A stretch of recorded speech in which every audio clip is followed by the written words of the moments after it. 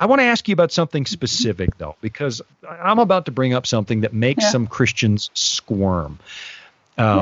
I know that I tend to live almost exclusively in the future, personally. I have that habit. I'm thinking 20 years out every time I'm planning, and that doesn't always help your sense of angst. And so I practice what some people would call mindfulness to sort of maintain, center myself, find a sense of calm. And the minute I say things like center yourself or mindfulness, I know I'm freaking people out. I really am, because we're afraid that mindfulness is a concept lifted straight out of Eastern mysticism. And there are forms of it that really are. I mean, I'm leery of some forms of Eastern mysticism and so on because they're inappropriate for the Christian. But let's talk about mindfulness. Is there such a thing as Christian mindfulness? Is this appropriate for the Christian? Is it permissible for the Christian? I think that everything of value ultimately stems back to God. Right. So everything that really matters to human health and, the benefits of health and the happiness in our existence would be ultimately traceable back to God and would have some kind of expression, I think, in Scripture. Sure. So I don't feel threatened by certain principles being developed and shared within a certain religious context, just because they're shared within that religious context, if they have their roots in Scripture. In other words, I don't disallow things just because another religion espouses them, because then what I'd be doing is I'd still be letting that religion dictate to me what I believe and what I don't. I'm just reacting to it instead of embracing it. But it's a lot of religions say God is love. They're not wrong about that. They might be wrong about how they express it, but they're not wrong about the principle.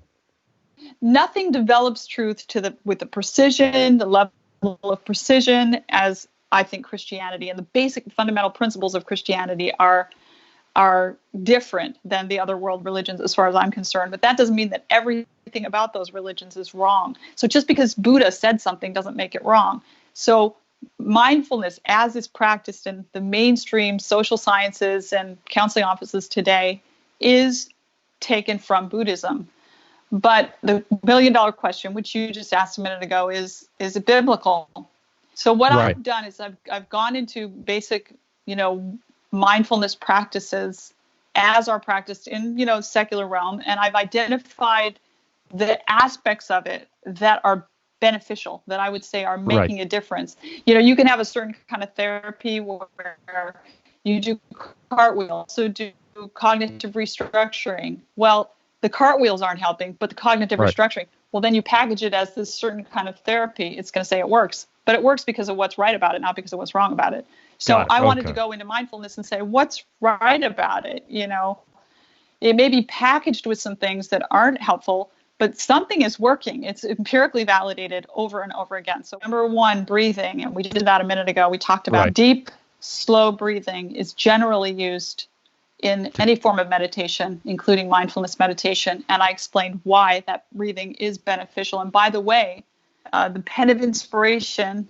a person who I believe was inspired by Ellen White, that students should be taught how to breathe. When you have to teach someone how to breathe, that implies that they don't already know how to breathe, right?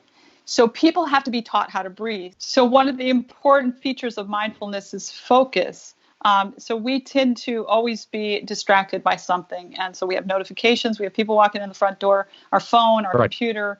It mimics fight or flight. So it makes it easier for us to feel anxious. So focus tends to help pare down those reactions and really is very calming. So that's another aspect of mindfulness that works.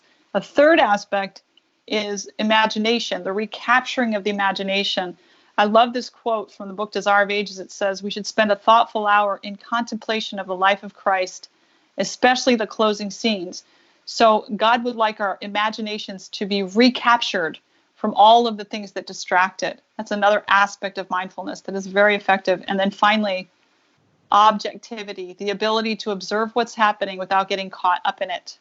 The ability to say, I notice that I'm anxious right now, without saying, I am an anxious person, I'm a nutcase, I'm going to go completely crazy. Seriously, Although, like the no, ability. I'm laughing. I'm laughing because I just recognized a little Boonstra in there. I mean, Yourself. that's me. Oh yeah, no, I'm in there, and it's easy to fall into a loop where you're starting to think, man, there's something wrong with me, and That's I guess I'm crazy. Yeah. So we call that secondary disturbance, when you're disturbed and then you're disturbed about being disturbed. And so there's seriously. Yeah. Then there's I know. I'm laughing because I live with it. I'm trying to be serious. No, I'm kidding. I know. So I know. it's all right. There's two kinds of secondary disturbance. There's the moralistic, spiritual kind where you say I'm failing because I'm anxious, and Christians aren't supposed to be anxious. And then there's the pathologizing kind, which says I'm going to die. I'm going to have a heart attack and I'm going to die from this anxiety. Right. So the point is that it's okay to have all of these intense emotions. We're made in the image of God. He's an emotionally complex being, and we are made in his image with emotional complexity and intensity. And so it's okay to have those emotions. But what mindfulness does is it backs off and it says, let me just observe these emotions from a distance. We see biblically that happening in Romans 7. Paul said, it's not I, it's sin that dwells in me. He's backing up from his temptation cycle and observing it. That's one of the most angst-ridden passages in the entire Bible in Romans 7. It's like, and this is the great apostle, and but you're right. He steps back suddenly and says, wait a minute, I see what's actually going on here. Well, then he says that, but he resolves the anxiety at the end because he says, I myself, with my mind, serve the law of God. I'm a committed Christian. Right. But with my flesh, the law of sin. So your emotions and your body is going to do things at times you don't want it to do. Learning to say it's doing its thing, and that's not who I am, is a really important tool. And it's really essentially at least part of what mindfulness is. Right. So I think that those things have been borrowed from the truth, been borrowed from God, been borrowed from Jesus, been borrowed from Scripture. Yeah. I mean, if you find yourself riveting your mind on Shiva, you're probably doing this wrong. But if you're looking at the principles, they're there. And I'm thinking about Matthew 6. I know we just have minutes to go, but Matthew 6 is a go-to passage for me. In the Sermon on the Mount, Jesus says, do not worry about your life, what you'll eat or what you'll drink. He's forbidding me to worry about tomorrow. And it's the verse at the end that gets me. Honestly, it gets me. I struggle with this. Therefore, do not worry about tomorrow, for tomorrow will worry about its own thing. Sufficient for the day is its own trouble. So I've got permission. Okay. All I can actually deal with is right now. And that is a degree of mindfulness. What is today? And so today is get the laundry done. Cook a meal for the family. Tomorrow will come and tomorrow will have its own problems. And I think and he spends all this time in that passage saying, would you look around you, look at the birds, look at the flowers, take a look at the world. Is God not in control? That seems to me to be Christian mindfulness.